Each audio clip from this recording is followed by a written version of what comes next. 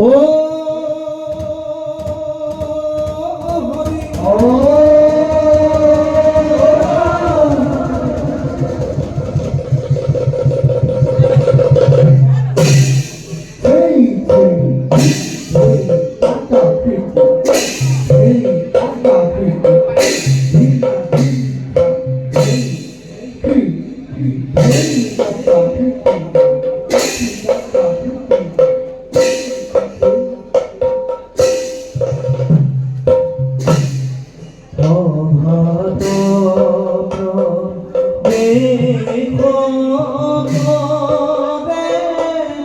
প্রহ্লাদ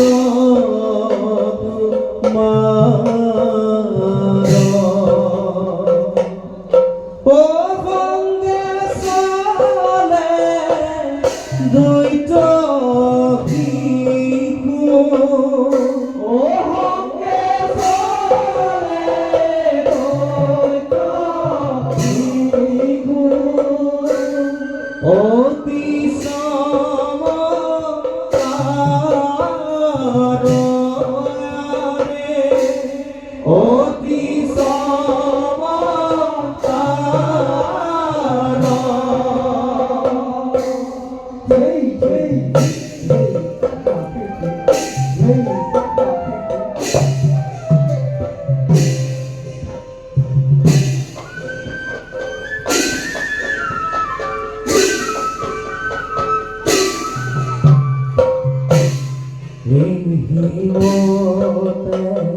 পাইলা গোয়া ভার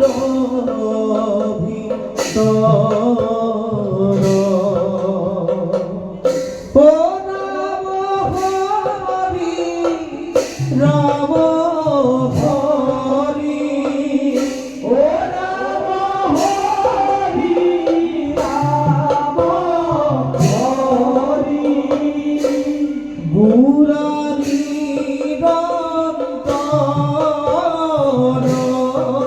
রে বুরারি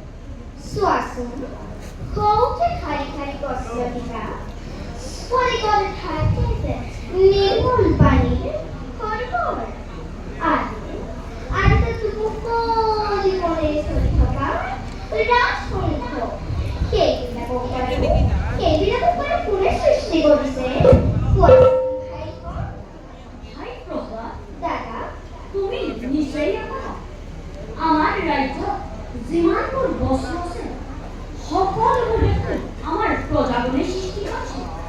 সেই কথা নকবি ভাতৃ গছ পক্ষী সকলোবোৰকে সৃষ্টি কৰা এজন গৰাকী আছে। তেওঁকে ঈশ্বৰ বোলে।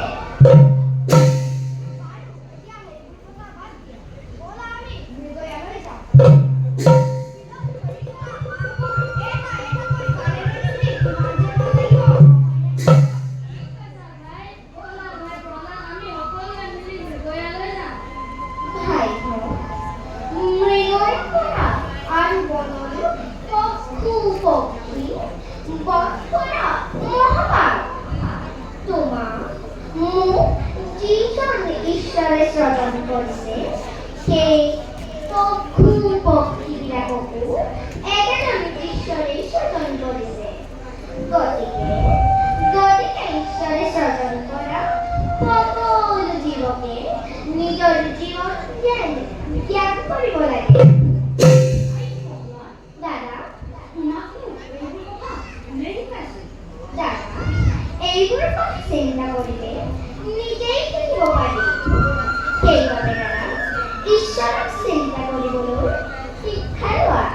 তেতিয়াই এই সকলো জ্ঞান লাভ কৰিব পাৰিবা।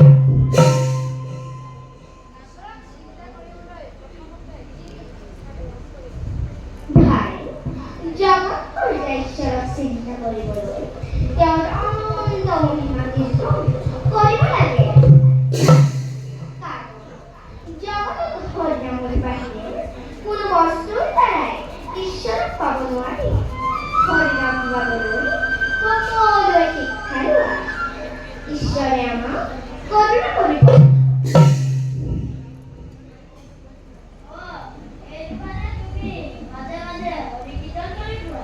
বাৰু ভাইহঁত, এতিয়া কথা পাতি থাকিলে নিগয়া কৰা সময় পাৰ হৈ যাব। ভাই প্ৰহ্লাদ, তুমি আমাৰ লগত যাবানে?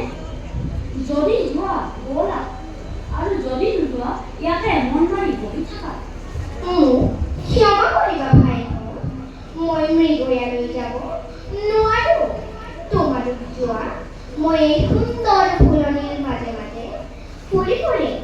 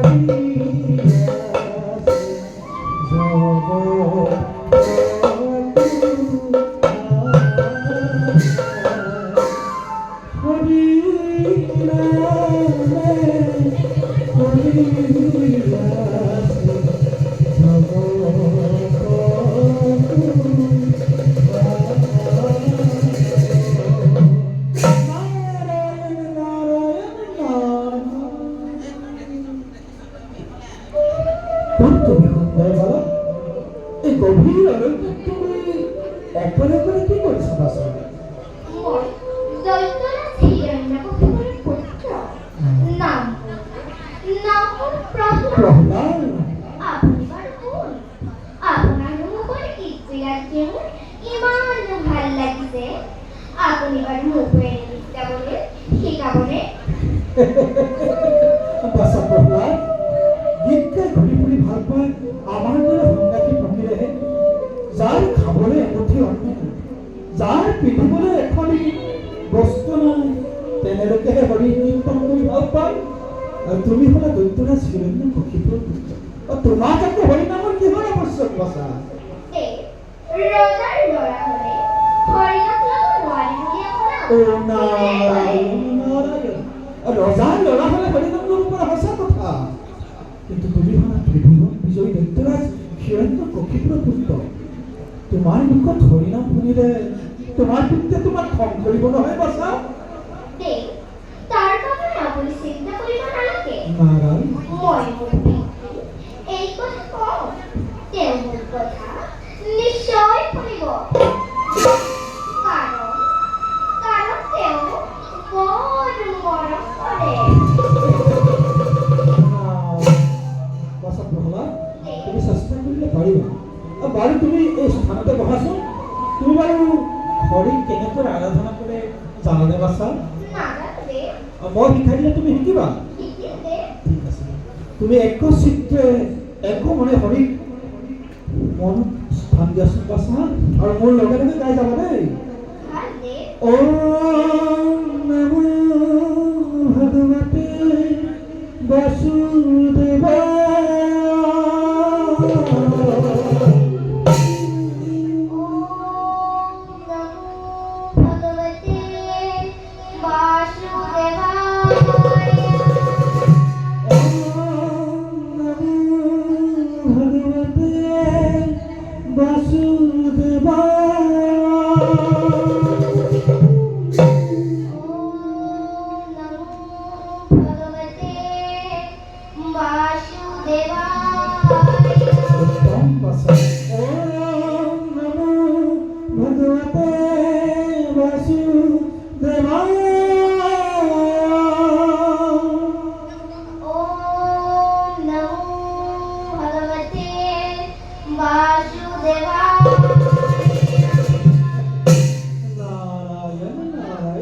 অতি সুন্দর বাচা প্রহ্লাদ, তুমি এইভাবে হরিক সদায় আরাধনা করিবা, হরিয়ে তোমাক নিশ্চয় থাকিব।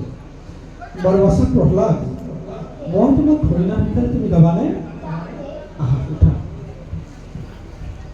মই গাই যাম, তুমি মোৰ লগে লগে গাই যাবা দেই।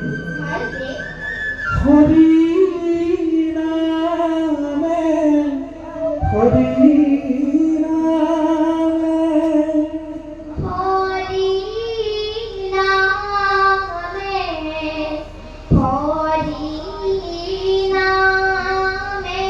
অতি সুন্দৰ ভাষা। হৰি নামে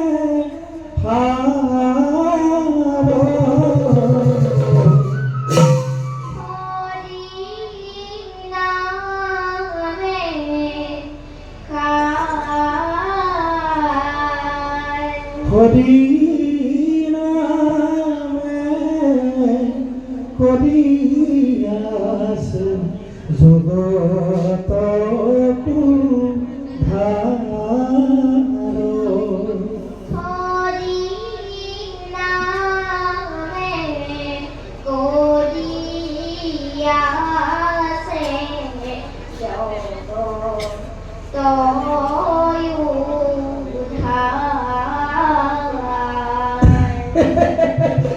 নাৰায়ণ নাৰায়ণ